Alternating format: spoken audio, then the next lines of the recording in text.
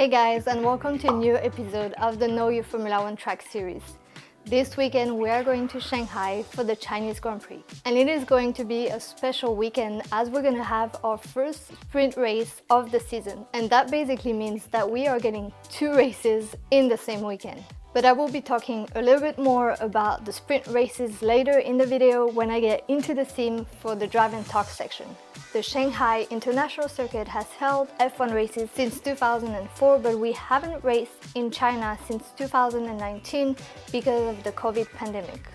It is planned to be on the calendar until 2025, but its future might depend on what happens this weekend. I believe that for this year, the tickets are almost sold out for the race, but the Chinese Grand Prix has not been very popular just because F1 in general hasn't been popular in China until very recently. In fact, the last race in China in 2019, the attendance was only 40% of the full capacity of the track, and there have been talks about cancelling that Grand Prix just because it is too costly. However, due to the increased presence of F1 and the drivers in the media in the recent years has really helped to increase the number of fans in China, and I really hope that this weekend is going to be amazing with a lot of fans and that we will see this race stay on the calendar for a long time.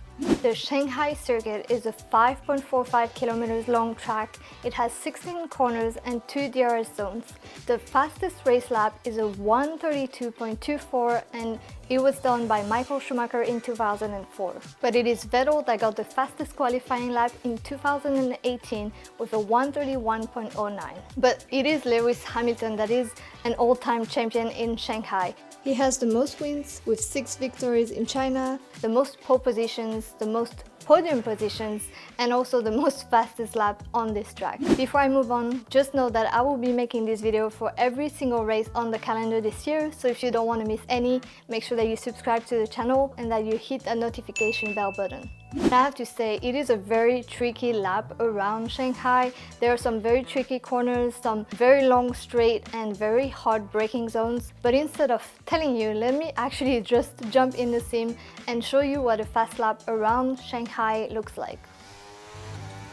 Down the front straight, drivers will have DRS open as they quickly approach the uphill turn 1. Hugging the inner curb on entry, drivers will drift wide to open up the apex as they downshift through the gears. After what seems like an eternity, the apex arrives. The complex continues onto the left-handers 3 and 4, which require finesse on the throttle to avoid spinning but maximizing exit speed. The car will naturally be running towards the outside curb as we continue towards the flat-out kink on turn 5. The turn 6 hairpin will require quick deceleration, not taking much of the inside curb as it may unsettle the car and compromise exit speed. The first part of the S's, turn 7, is flat out before a quick brake and downshift to 5th gear for the tricky turn 8. It's all about carrying as much speed as you can while not drifting to the left to set up a good entry into turn 9. Re-accelerate as fast as possible into the flat out turn 10. After a short blast down this straight, drivers will brake at the 100-meter board and may clip the inside curb of turn 11. Turns 12 and 13 are all about patience and getting the rear of the car to gain traction as early as possible to get to full throttle. Now we're onto the never-ending back straight with the second DRS zone.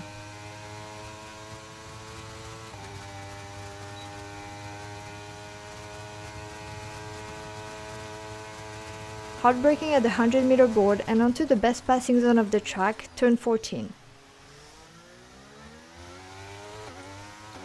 Drivers will position the car as far right as possible approaching turn 16 and clip the inside curb to finish the lap down the main straight. So now that you have a better idea of what a lap around Shanghai looks like, let me tell you a few fun facts about this circuit. The first thing, and if you have been a Formula One fan for a long time, you would know that already. We hear it every year, but knowing that we haven't raced in China for a while, I'm still going to repeat it for the new Formula One fans. The track layout was actually inspired by a Chinese symbol. This symbol is Shang. It is the beginning of obviously the name Shanghai, and it means upwards or above, and the track is kind of following the similar shape. the Shanghai Circuit as one of the longest straight in Formula One. The stretch between turn 13 and 14 is over 1.2 kilometers long. You get to a very hard braking zone at the end of this straight, and that also means that this track is very demanding for the tires of the Formula One cars. However, this track also holds one of the trickiest corners in Formula One, and it is turn 1. It is a 270-degree right-hand corner with a closing radius, which means that it gets tighter as you get closer to turn 3 and 4, which are also going in the opposite direction, making it very tricky to master this section of the track. It just keeps on tightening, tightens and tightens and tightens. Very difficult to get the apex right, and you can see my front just bites in right in the end, so it's just perfect. And then second part there, again, a very long exit where you need to go on the power as soon as possible. There is actually a video of Charles Leclerc and Carlos Sainz designing the hardest track that they could in Formula One, and they were using corners from the different tracks on the calendar to design this new track. And obviously they chose Shanghai first turn as their first corner for their track. F1 track. What's the hardest ever turn 1? Turn 1 Shanghai. Okay. It's a really long corner, like that. Zhou Guanyu is the first ever Chinese Formula One driver, which means that it is going to be the first time ever that we see a Chinese driver at his home Grand Prix in Shanghai. Now let's move on to a few memorable moments that happened at the Chinese Grand Prix.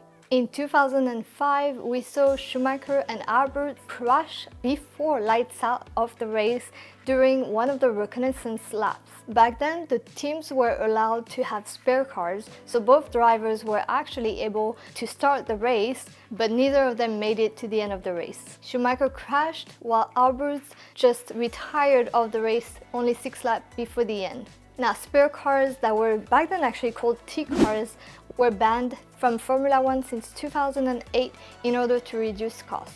In 2006, we saw Schumacher take the win in China. That was his 91st and last Formula One win. This victory actually gave him the lead over Alonso for the championship that year, but it was Alonso that ultimately ended up winning the championship. There was a lot of controversy about the 2007 race and championship in general. It was the rookie season for Hamilton, and ahead of the Chinese Grand Prix, he had the lead over both Raikkonen and Alonso by 12 and 17 points. He was actually on pole position, he was doing a great race. The race was wet at the beginning, so he was on wet tires. The team asked him to stay out because the track was actually drying. Hamilton was on wet tires, and instead of pitting him, the team actually asked him to stay out because they thought that there might be some more rain coming on the radar. So they decided to pit him very late, and his tires were basically gone at this point. And when he entered the pit lane, which was still very wet compared to the rest of the track, he just lost control of the car and ended up in the gravel, taking away his chance to win the 2007 championship. But he's lost it. He slides into the gravel. He can't quite get the car out, and he needs help. Fast. It's agonizing. But now, it's over. Now, as I said, there was a lot of controversy about how the 2007 season ended because McLaren was actually disqualified entirely from the Constructor Championship after they were found with over 800 pages of technical details from Ferrari. They received the highest fine ever, I think, in motorsports of $100 million. Ultimately, it is Raikkonen that took the Drivers' Championship, but there was always a shadow around what happened to the McLaren drivers, Alonso and Hamilton, that year. When Hamilton was asked about it years later, his response was, "I didn't know at the time, but I do now. It is not something that I can talk about." In 2012, we saw something incredible happen. Bremy's car actually had newly fitted suspension parts on his car, and at the end of the long straight under braking, one of the suspension failed, leading to the entire component on the front suspension to just give up.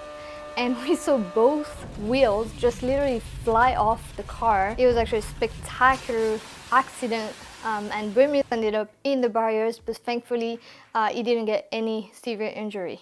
So the last race we had in China was in 2019, and at that time the Mercedes were highly dominant over the rest of the field, so we saw Hamilton take the win with Bottas being second. But that's enough about the past. I think it's time to get in the sim and talk a little bit about the sprint race and a little bit about the strategy for the Chinese Grand Prix this year. Hey guys, and welcome to Shanghai International Circuit. We're probably gonna have a crazy weekend in China because obviously we have a sprint race for the first time this season, and we haven't raced in China since 2019. There are 4 drivers on the grid that have never raced with Formula One in China yet. There is Zhou Guanyu, obviously that's going to be his first home race. There is Logan Sargent, Oscar Piastri, and Yuki Tsunoda. So definitely going to be interesting to see how it goes. So let's talk a little bit more about the sprint race. It was introduced in Formula One in 2021, so it's going to be the 4th season that we have the sprint. In the first 2 seasons, the sprint was actually the qualifying basically for the race on Sunday, and then last year they decided to introduce the sprint shootout, which was basically a new qualifying session for the sprint specifically, which means that we're now basically getting 2 races in the weekend, which is really good for, you know, more entertainment and more fun for the fans. We're still having a few changes this year compared to last year's format. Last year we would actually get everything about the sprint on Saturday, so the qualifying session and the sprint were on Saturday, whereas this year we're gonna get the qualifying session for the sprint on Friday, then the qualifying for the race on Saturday morning, the sprint session on Saturday afternoon, and the race on Sunday. And so with the sprint, the drivers can gain between 1 and 8 points. And honestly, I don't know if I like this format because it just basically is almost like a repeat. The 2 races are very similar usually because the best teams will obviously qualify best on both races. And in Formula 2 they actually have a reverse grid for the sprint race, which means that the top 10 drivers start at the opposite position. So if they finish first, they'll start 10, which can seem a little bit unfair when said like this, but to be honest, I think it's a much more fun way to run a sprint session, and it just helps the midfield team. It gives them a chance to, you know, gain a few points, and it's also an opportunity to see, you know, the top teams and drivers have to pass and make their way through the field. I think it would be super fun, especially for this year that the Red Bulls that are so dominant over the rest of the field. So it would be really fun to see them, you know, battle to get back to the top and just give a chance to other team to grab a few points and make the battle for the championship places a little bit closer. Yeah, I'm curious to hear what you guys actually think about that.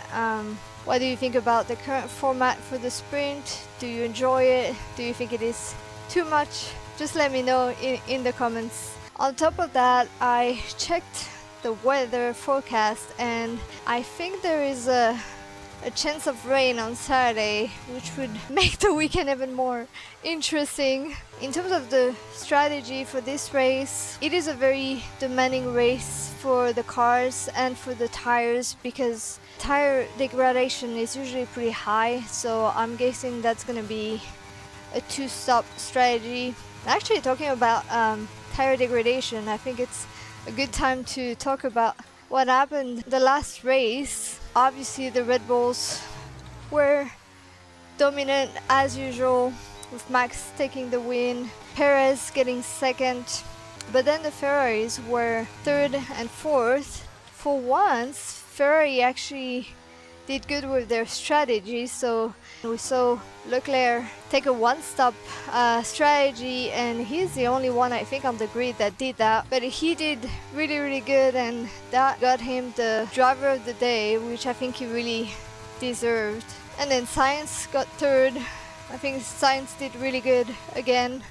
He's really on a run this year, and I'm sure he'll have a team for next year, but curious to see where he's going to end up, because there are a lot of discussions going on right now and nothing is certain, so we'll see what happens.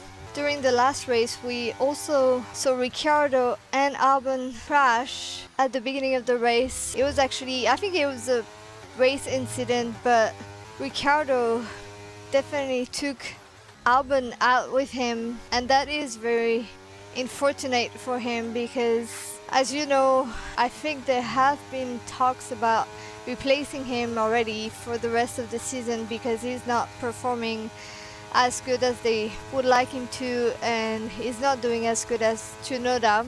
Actually just saw today that he requested a new chassis for his car for this weekend. I think he's hoping that it's going to help him, and I am really worried for him, because I'm not sure that's going to make a difference, and I don't think anyone believes that it will. But I do like Ricciardo as a person, and it's sad that he can't perform as good anymore, but I think there are other drivers that deserve that seat more than him at this point. Let's move on to prediction time. Alright, it's prediction time, and before I make my predictions for the upcoming race, let's talk about last race. We saw Max take the win, followed by Checo and Sainz. And on all the comments that I got, a lot of people were super close, but only one of you got it right, and that was Joao Rodriguez 0899. So congratulations for finding, because you were the only one. For this weekend, it's actually very tricky to make any kind of prediction, because we haven't been to China since 2019. But I think because there is such a long straight, the cars that are the fastest are gonna have an advantage. So unfortunately, I think I have to put Max and Checo 1 and 2nd. I think Leclerc is probably going to qualify pretty good. He might not end up on the podium, but I will still take a leap of faith and say that he's gonna be 3rd. Don't forget to let me know what your predictions are in the comments below. Again, I will give a shout out to whoever get it right in the next video. So if you enjoyed watching, please don't forget to give this video a like, to subscribe to the channel, and I will see you in the next one.